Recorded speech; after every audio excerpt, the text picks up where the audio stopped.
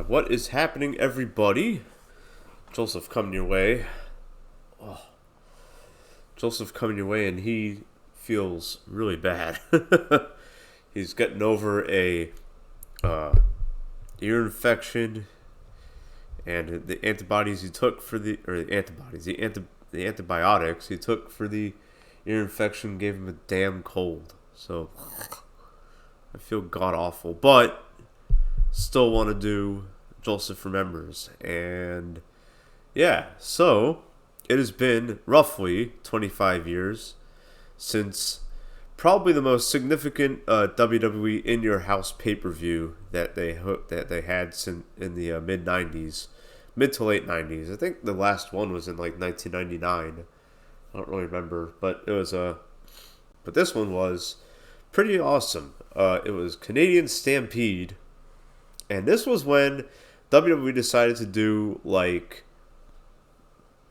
U.S. versus Canada with their guys, because they had a lot of Canadian performers who were were at a high level. They had all the Hart guys pretty much. Brett Owen. They had the Bulldog. They had Jim Neidhart. So, and all of those were related to the Harts. That kind of stuff. And they had a lot of guys from the U.S. who were also coming up in their own respects. Steve Austin, The Undertaker, let's see, who else? Pillman, but Pillman was actually in the Hart Foundation, I believe, in 97, right? Yeah. Can't forget Vader, he's up there too. And Rock, I think Rock was still a good guy back then. I think it was before he joined the nation. I'm not really sure. So it's been 25 years since that. Just about. I know the actual date of the event was like before. I think it was in right after the 4th or something like that. I don't remember. Whatever, a week after it, something like that. And it's been exactly 10 years since Raw had its 1000th telecast. Been 10 years since they said, hell, let's please our sponsors more than our fans and make the shows 3 hours long and include twice as many commercials. And it's been that way ever since. And then when fans go, how come Raw can't go back to 2 hours? How come it can't go back to 1 hour like it did back in the day? Well, guess what? WWE doesn't care about fans anymore. They haven't needed to care about fans for the last 20 or so years. So they can do what they want. And making Raw be 3 hours, that's them telling fans that they can suck it, to quote DX. And that's them telling fans to just deal with it. Alright, I'm probably going to keep this short because the more I talk, the worse I feel. So let's get right into it. So, as I always do, whenever I reminisce about wrestling stuff, I always like to talk about stuff that happened in my life while these shows were taking place. So what was I going through in the summer of 1997? Well, oh boy. I was gearing up for high school, and I'll never forget. So, my dad, after my mom left us, my dad landed a job at Westinghouse testing security devices. Okay, like security cameras and security audio equipment, stuff like that. Really gadgety type stuff. Like I'll never forget. This is when I started watching Dragon Ball. Also, Dragon Ball Z was coming out on Cartoon Network. I didn't know it aired daily. Just my buddy Dan was watching it, and I was kind of on it for a little bit. But I do remember some scenes where Bulma's dad was like, with Bulma and Bulma's dad, and I'm like, oh shit, these two do like what my dad does. That's pretty cool, pretty neat, that kind of stuff. Anyways, yeah, so, and my dad, when his first, I think, year or so at Westinghouse, he had to work graveyard shift. I think 3 of his days he had to work first shift, and then he had to work graveyard shift for 2 days, or I think like I think Monday and Friday were graveyard, and or something like that. I don't remember. I honestly don't remember. I just remember me had to work graveyard shift, and I also remember that one of his buddies had an illegal cable box. So that what I would do is I would like he would go to work, and I'd turn on the cable box, and as a guy who just turned 15 years old, or I guess, yeah, 15, yeah, that's right. As someone who just turned 15 years old, guess what I would watch? But I would also watch wrestling, and I think I caught this pay-per-view, Canadian Stampede. I think there was an ECW one that I also watched on the illegal cable box, and then there was also a WCW one that I watched on the illegal box. But this was before I really started to gain a lot of knowledge of the industry and all the guys in it. I knew it was staged and stuff. I knew that, I knew it wasn't like I knew that I knew what I knew. I knew what I've always known, which was that the physicality was pretty real-ish in that you're actually falling on top of stuff, and you're actually getting. Someone might actually hit you, like when someone lands a kick, like they're not really hitting you, but they're pulling it, but contact is still being made, that kind of stuff. But I knew that it was very, very rehearsed and other stuff like that. I knew it was all planned out, that kind of shit. But there were also moments where I bought into it, and I think it was like the Bret Hart and Shawn Michaels rivalry was like, whoa, like I think these guys legitimately do not like each other, and I don't think they're actually performing for fans. I think they actually really want to try to one up each other, like for real, that kind of stuff. So yeah, and what was going on in my life in the summer of '97? Yeah, like I was kind of hurting after my mom left. It was pretty bad. Like, it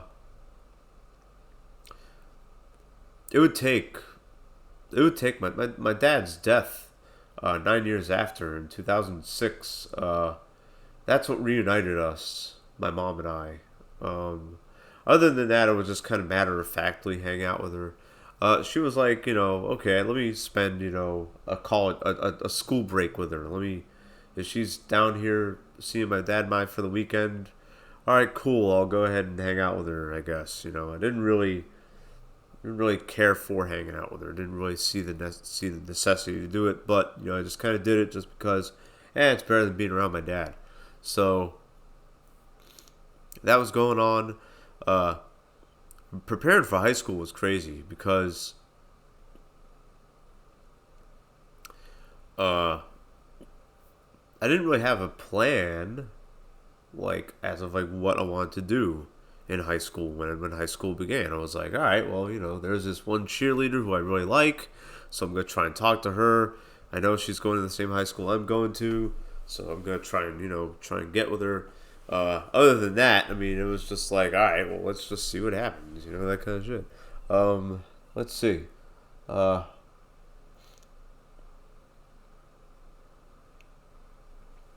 think it was in the summer of '97 where I really started getting into content creation in general. So there was a mini tape recorder that my dad owned. I think it was either my dad or my buddy Dan's dad had, and you were able to record yourself speaking into it, right? And then you could slow dub it, fast dub it, and stuff like that. So we would create like really weird phrases.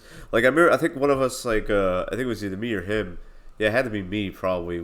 I would quote JR, or I would quote like anyone else who I watched on wrestling, any of the announcers or any of the commentators, and I would like I'd fast dub it, or I would like repeat it over and over and over, that kind of stuff. I would record. I was a big fan of David Letterman back then, and I would watch The Late Show religiously. I wouldn't watch wrestling religiously because I couldn't always get to it like I could with network TV, because the TV in my room had network channels, but it didn't have cable stuff.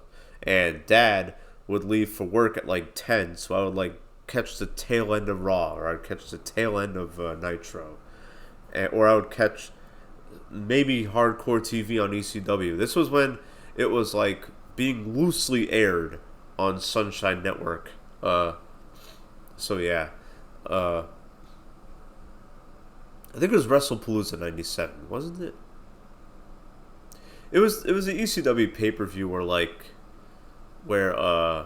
no, that couldn't have been it. I don't remember. It was, I don't know, whatever. That third pay per view I was talking about. So yeah, so I would do that, and then Dan would we would laugh like really maniacally, like Kefka in Final Fantasy VI, and then we would high speed dub it after like every phrase, and if YouTube was around then, I could just upload that to YouTube, and all of a sudden I'm not staying in a beat up 2-bedroom apartment paying $1,000 a month. I'm staying in a nice luxury one paying like $4,000 a month because I'd probably have like ridiculous YouTube fame, and I probably would hate it too, So yeah, so that's when I started getting very creative in the summer of '97. I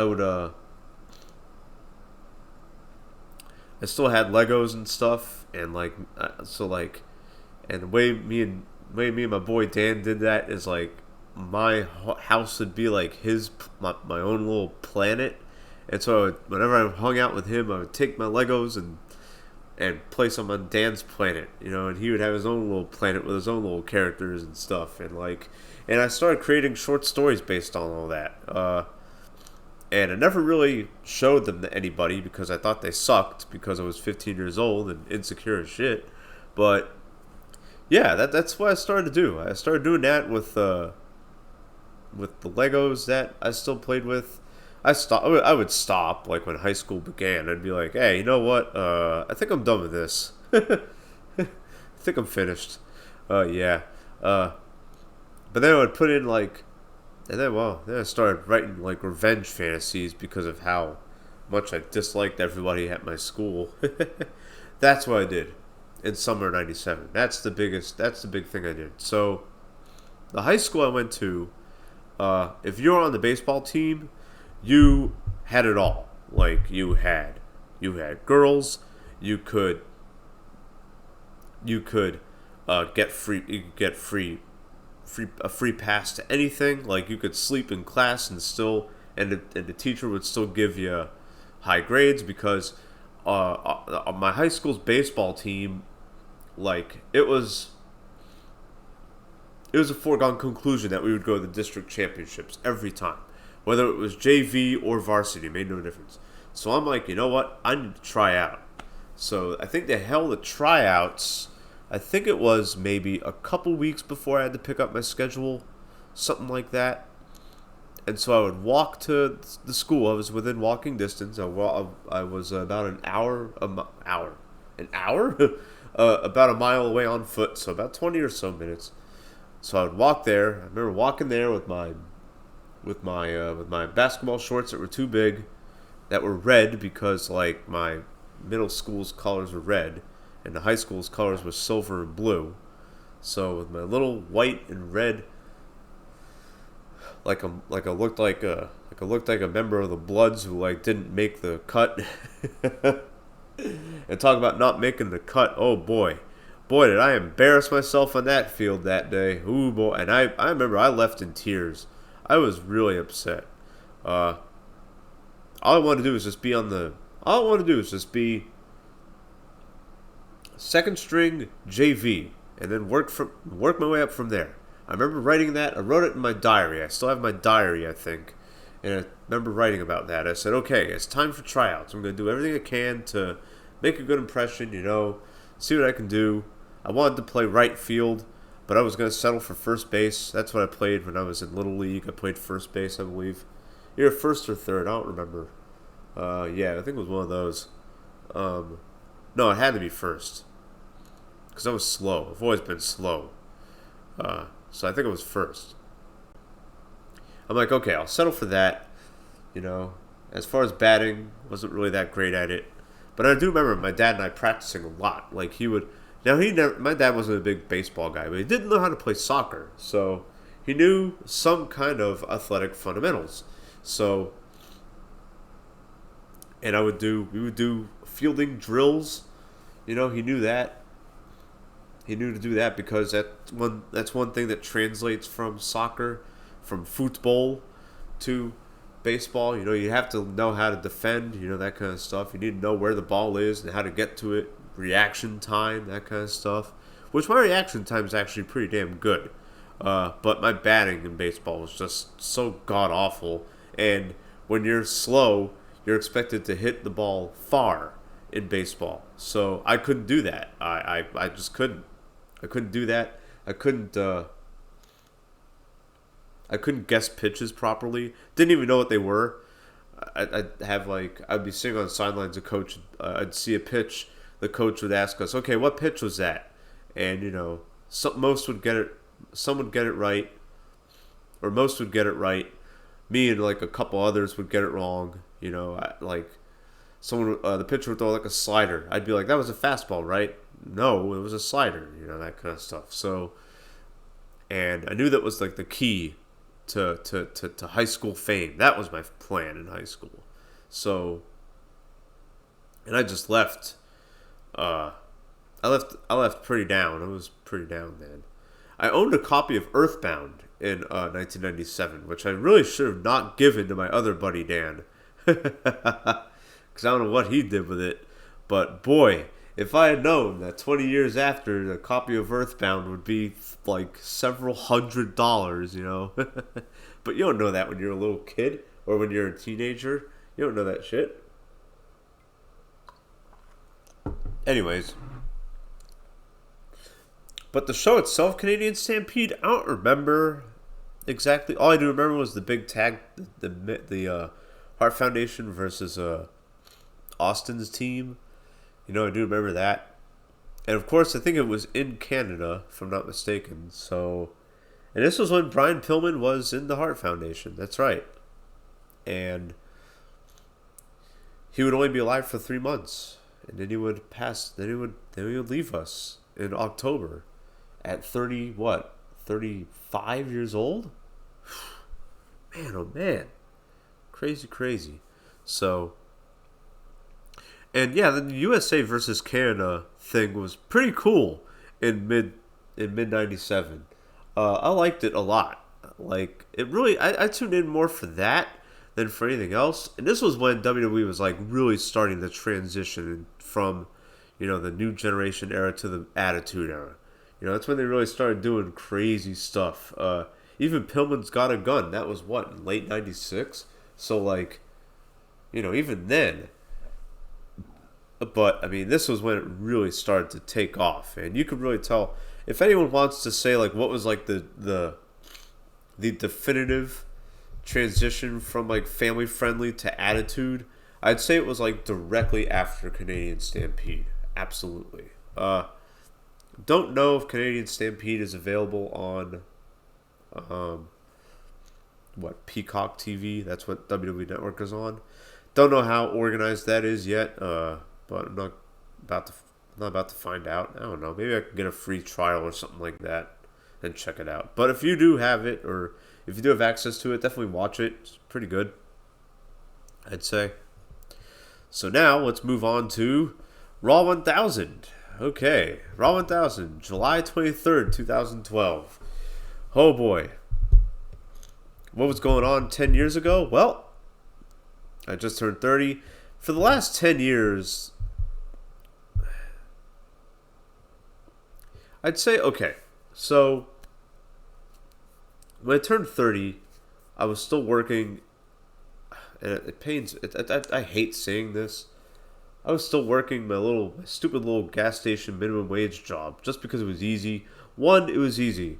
Two, I still had some pretty bad mental health issues that I still had to overcome when it came to, when it came to going out with women who I like, with attractive women, when it came to my profession and stuff, I was still like, you know what, I don't think I'm worth it, you know, that kind of stuff. So I was really still trying to find my way with that, and I'll admit that I was also comfortable and lazy, very comfortable, very lazy, And actually, as sad as this is for me to say, uh, there's one kid who I worked with who still works at the very same uh, store that I worked at 10 years ago. He's still there. He's still there after a decade. Like, damn. Are you kidding me? And I'm kicking myself remembering this now because 10 years ago in 2012, if I started doing Uber Eats and stuff, and if I started doing DoorDash, and if I was doing freelance writing then, instead of, in 2018, then holy god moly. But, I mean, it is what it is. So I was doing that. I was taking a lot of time off from school, from college. Although I did realize that I didn't want to do education. So I'm like, okay, when I go back to school, I'm going to go and I'm going to learn, like, creative writing. Because, like, I know I can do that. I know I could probably hack it doing that, that kind of stuff. Yeah, okay, I'll be the stupid starving artist, big deal. And so I was preparing for that. I'm like, okay, let me save up for it with this stupid little job that I had. That I could have easily gotten a better job. I could have easily done that, that kind of stuff. But also, 2012 was when I first started watching speedruns. Okay? Now, a lot of these were TASes. A lot of these were, from, I think that is a channel called the TAS Archive or something like that. And so I was watching those. And about 6 months after Raw 1000, I would watch GDQ 13, where Proexel and Spike Vegeta play Final Fantasy 9. I was like, oh my god, a live speedrun of Final Fantasy 9. I have to watch this. So, and to this day, I still watch it because to this day, it's just a fantastic. I have it favorited, and I watch it. I watch it whenever I can or whenever I want. Whenever, not all the time, but I watch it. Every blue moon. Because yeah, it's just fantastic. So, I was getting into that. And bowling was actually starting to become a big thing for me as well. It always was. Even in the late 2000s. But now, I started really like networking hard with my bowling buddies, and I would start traveling to tournaments. There was a Megabucks tournament that would go to about a couple months after Raw 1000, and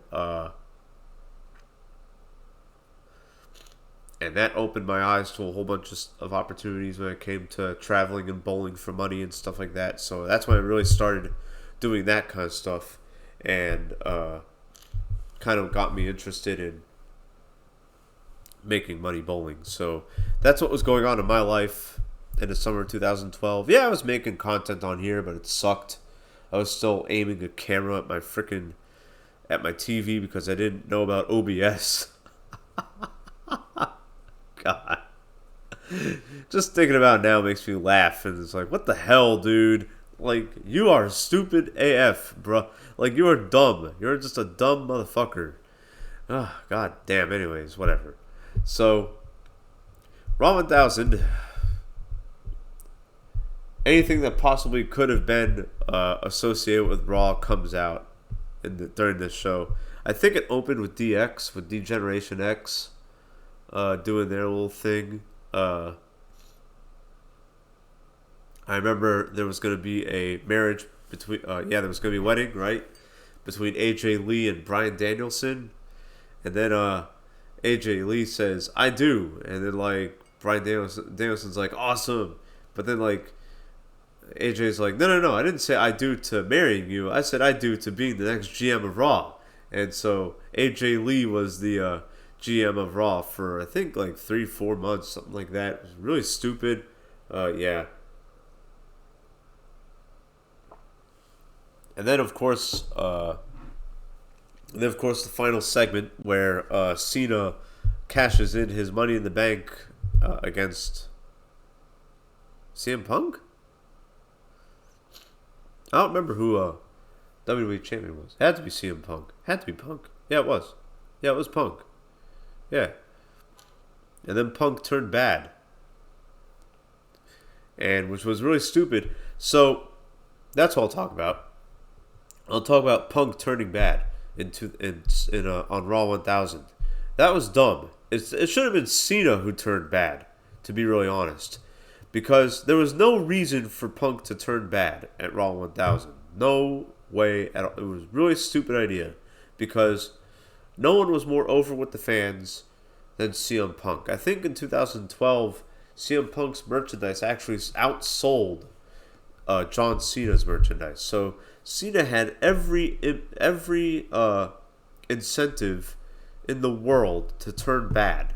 Like he could have won the title, he could have cashed it and won, and he could have turned bad. He could have been like, no matter how much CM Punk wants to believe it, I'm the best in the world, you know.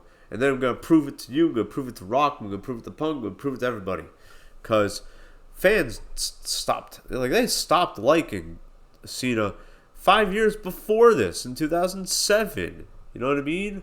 So they could have totally turned CM Punk bad, or John Cena bad. They could have, and they should have. And this is when they should have done that. You know what I mean? But they didn't. They wanted to turn Punk bad.